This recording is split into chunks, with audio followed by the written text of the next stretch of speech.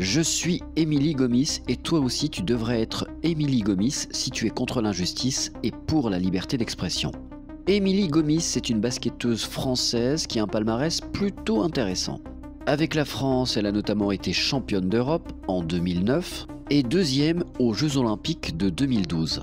Parmi les autres stats marquantes, elle a déjà 151 sélections avec l'équipe de France et a déjà marqué 1024 points. Mais malheureusement, Émilie Gomis a été convoquée par la police pour une audition libre et il ne s'agit pas de basket.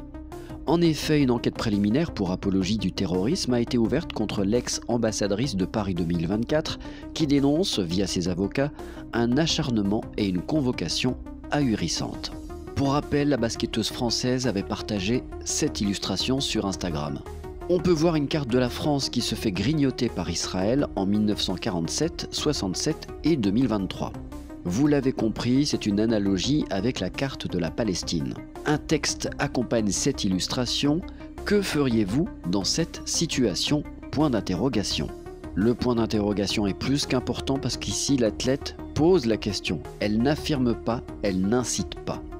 Dans la foulée, le CRIF a demandé à ce qu'Émilie Gomis soit démise de ses fonctions d'ambassadrice des JO Paris 2024.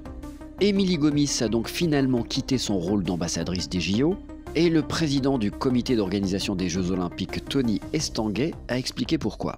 Je le cite, « Dans nos statuts, il est clairement indiqué que les représentants de Paris 2024 se doivent d'avoir un comportement exemplaire et avec une volonté d'apaisement au regard de ces sujets. » Et voici le message d'Émilie Gomis sur Twitter, aujourd'hui dimanche 4 février.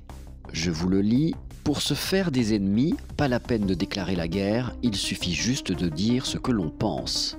Cette phrase est de Martin Luther King. Que penses-tu de cette convocation d'Émilie Gomis ? Est-ce de l'apologie du terrorisme ? Est-ce que la liberté d'expression en France a complètement disparu ?